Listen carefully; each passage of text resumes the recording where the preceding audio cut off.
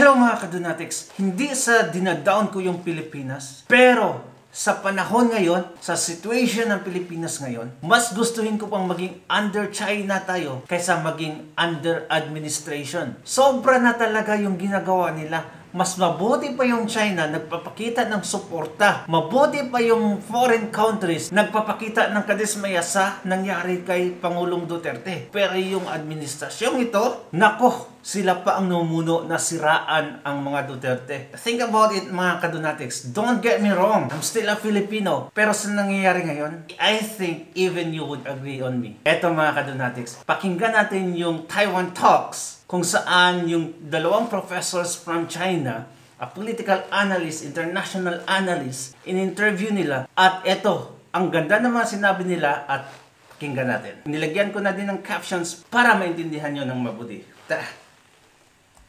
In a press conference in Beijing, China's Foreign Ministry warned the ICC against what it called, quote, politicization and double standards over his arrest without elaborating what that was. Professor Guo, China, we know, claims non-interference in the sovereign issues of other states. Do you think it's odd that Beijing would choose to defend Duterte at this time? I think it's not weird, not strange at all. Oh. It's pretty consistent with Chinese attitude and relation with President Duterte.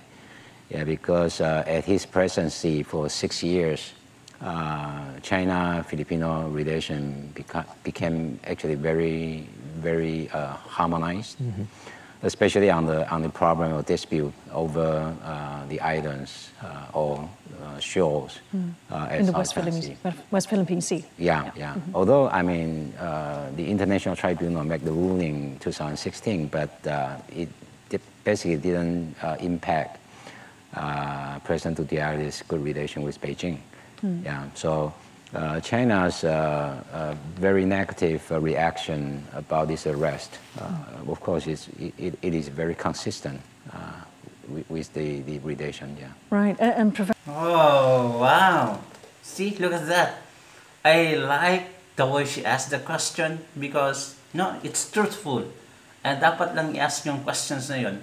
And then tama talaga yung sinabi ng professor na very consistent yung relationship nila. No wonder ganun na lang yung suporta nila kay Tatay Digong. They were also disappointed on what happened. But totally opposite on what is happening now in the palace. Kasi they are celebrating. Nagbubunyagi kayo dahil pinakulong nyo ang isang tao na mahal ng Pilipino. Ngayon mga kadunatics, karma will hit them back. Sa lahat ng mga OFW all around the world, zero remittances tayo mga kadunatics. Let's heed to the call na zero remittances tayo. Let's go. Mr. Su, so then can we say it's pretty definitive, conclusive, the accusations that have been brought against Duterte, suspected of being bought by China, in China's pocket, now China defending his arrest. Does it prove that those accusations were true? It really depends, but there is another thing that China really wants to do is to send a signal to some Chinese partner countries that, if you, so for example, if you build a very good relationship with us, and it's likely that when you get into trouble, we will, try to defend you against these, international criticisms, and it also serves as a kind of an alternative authority, to the Western-led international order. So I think is it effective, Professor Su, to have this Chinese statement or backing? Is it not more the kiss of death?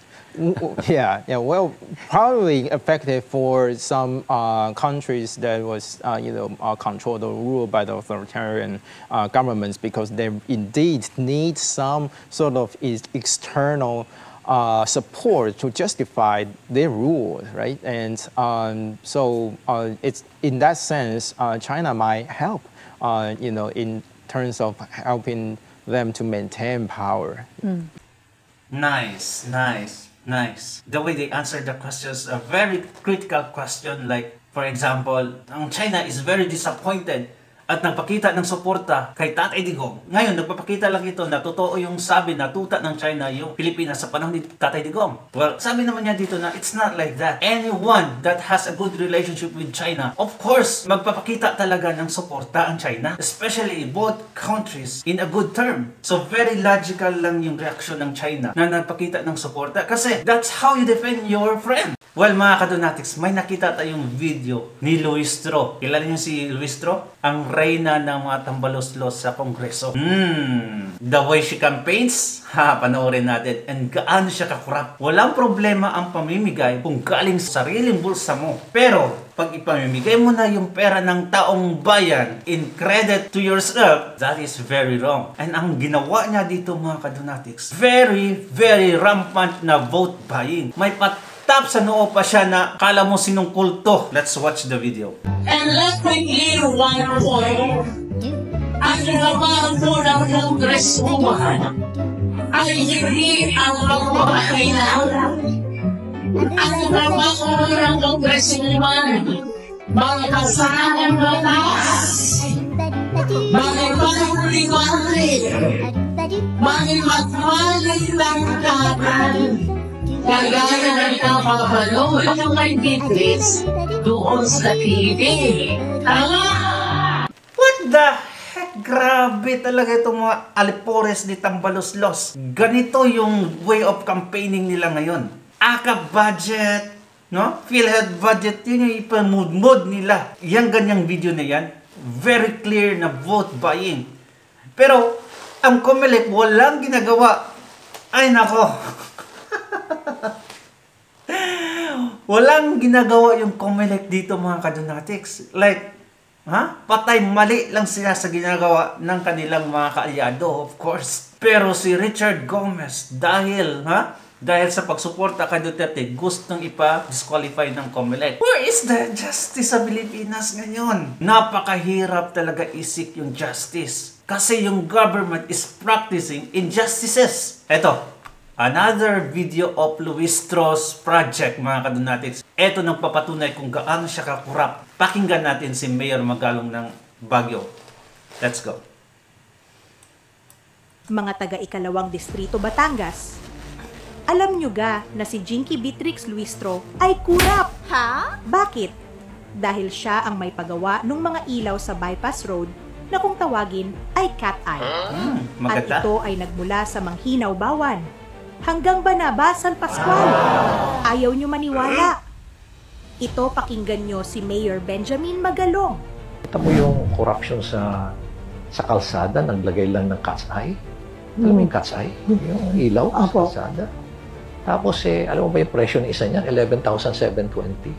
Bawat isang piraso. When in fact, ang total cost lang yan, including installation at tax, is just 1,800. So isipin mo, 9,900 pala ang markup ng bawat isang piraso. Ilang millions ang binili. Sa bawat million, that's 9.9 billion. Ilang millions and millions pieces ang binili nila nationwide. Yung road safety device, nakita mo yung yellow barrier sa mga kurbada. Hindi yun. Isa rin yun. Isipin mo, ang cost nun is 121,330. Hindi nila pwedeng, hindi nila pwedeng i-contest yung cost na yan because I have all the documents. Nandun yan sa detailed unit price analysis at yun ang contract price. 121,330 per meter. When the cost of that is just 255, pinakamahal na ngayon, $255 per meter. Sabihin na lang natin na plus logistics, plus tax, 20,000. So, ibig mo sabihin per meter, ang markup nila 100 meters, 100,000. Ilang kilometers? Per kilometer, 1,000 meters. So, ilang hundreds of kilometers ang nilagyan nila. Alam mo ba? Dapat kurbada lang lalagyan. Pati diretso ng kalsada, nilagyan nila. In the same manner na yung cat's eye, pwede naman gitna lang at 10 meters lang pagitin. Ang ginawa nila, para mas marami silang bibilhin, ginawa nila 2.5, ginawa nila 5 meters.